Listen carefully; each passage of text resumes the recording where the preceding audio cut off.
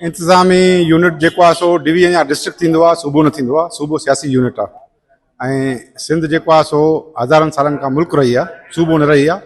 असां अॼु चयोसीं त असां पाकिस्तान जे ख़ातिर जेको आहे सो सूबाई हैसियत तस्लीम कईसीं, मुल्की हैसियत छॾे मुल्की हैसियत खे क़ुर्बान कयोसीं। छो त जॾहिं ब्रिटिश असां ते हमिलो कयो हो, ऑक्यूपाए कयो हो, त उन वक़्तु असां मुल्क हुयासीं ऐं उनखां अॻु असां सुपर पावर हुयासीं। दुनिया में 4 super power, Iran, Sindh, Arabia and Roman empire. Europe dark ages में हो, अमेरिका लधी कोन हुई। ये Sindh was one of the super powers. त उन जी इंटीग्रिटी जेको आहे सो खे तस्लीम नथो कयो वञे ऐं सिंध असेंबली कॾहिं बि 2/3 मेजॉरिटी सां 100 साल हुजे या 500 साल थी वञनि, अहिड़ो को बिल पास करे नथी सघे। उनजे करे सिंध जे सालमिरत जे बारे में जेके ॻाल्हियूं थियनि थियूं उहे बेबुनियाद आहिनि ऐं उहे जेको आहे सो वफ़ाक़ी हुकूमत जो उन्हनि जो नोटिस वठे ऐं गवर्नर खे कढियो वञे। हिकु त इहो असां चऊं त सिंध असांजी माउ आहे ऐं सिंध सां ई इहा धरती ॿधल आहे। असां जंहिं मुआशिरे में रहूं था ऐं जिथे असां आहियूं, सकाफ़त बि सिंध जी आहे ऐं असां हीअ जो विरासत वारी ॻाल्हि कनि था, इन्हनि खे पंहिंजी 2 नसलनि 3 नसलनि जी ख़बर कान्हे का जो एतिरो पोइ हलिया थो सिंध जी ॻाल्हि था कनि पिया। जेको बि असांजी पीपुल्स पार्टी या जेके असां सिंधी आहियूं, जेके सिंध में रहंदड़, वरी कहिड़ी ज़बान ॻाल्हाईंदो हुजे, इन में न त उर्दू ॻाल्हाइण बि सिंधी न आहे, असां उनखे सिंधी तस्लीम था कयूं पिया। को बि इहो न चाहींदो। इहा हिकिड़ी एजेंट आहे इंडिया जी, जंहिं ते MQM वारा अमल पिया कनि।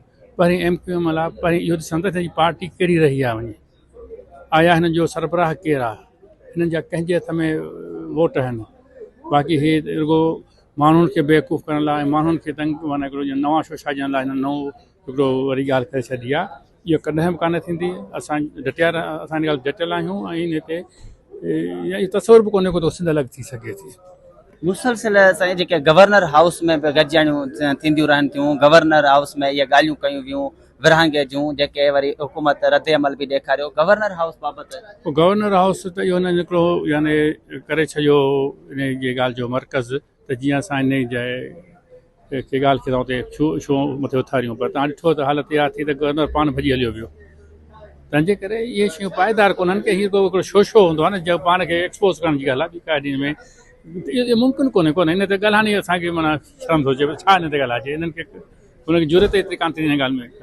अहिड़ो कुझु चवण जे लाइ मां नथो सम्झां त सिंध जेको आहे पाकिस्तान ठहण खां पहिरियों सिंध मौजूदु हुई ऐं सिंध खे जेको आहे वॾनि वॾनि हमलावरनि कोशिशि कई मिटाइण जी ऐं सिंध ते काबिज़ थियण जी, पर उहा तारीख़ पढ़नि सिंध जी जेको आहे सिंधी क़ौम जेको आहे मतिलबु इन ॻाल्हि ते कॾहिं बि जेको आहे मतिलबु कंहिं क़िस्म जो को कंप्रोमाइज़ कोन कंदी, चाहे उहो पाकिस्तान पीपुल्स पार्टी हुजे, पाकिस्तान पीपुल्स पार्टी जी लीडरशिप हुजे। असांजी लीडर हमेशह मतिलबु पब्लिक गैदरिंग्स में चयो आहे मरसूं मरसूं सिंध न ॾिसूं, ऐं इहो सिर्फ़ु कोल कोन्हे, असां साबित करे बि ॾेखारियो आहे जेको आहे इन ॻाल्हि खे। ऐं इनशाला MQM जे पार्टी जे अंदरि उन जा पंहिंजा कुझु इशूज़ आहिनि ऐं उन्हनि इशूज़ खे डाइवर्ट करण जे लाइ उहो वक़्तनि फ़वक़्तनि इन क़िस्म जूं ॻाल्हियूं करे कराची जे सादा लो अवाम खे वरी चाहिनि था त हिकु भेरो ॿीहर उहो उन्हनि सां रुजू कनि। उन्हनि जो वोट बैंक जेको हुयो उहो गन पॉइंट टेररिज़म जे करे माण्हू उन सां गॾु आहे जेको आहे। जॾहिं माण्हुनि खे थोरो स्पेस मिलियो, मुल्क में थोरी लूली लंगड़ी जमहूरियत सही आई, त उनखां पोइ माण्हुनि खे आज़ादी मिली। उन्हनि जो vote bank PTI, Jamaat Islami, तहरीक लबैक ऐं ॿियनि पार्टियुनि ॾे, पीपुल्स पार्टी ॾे उनजो वोट बैंक जेको आहे डाइवर्ट थियो। त उन वोट बैंक खे इंटैक्ट रखण जे लाइ उहो इन क़िस्म जी ॻाल्हि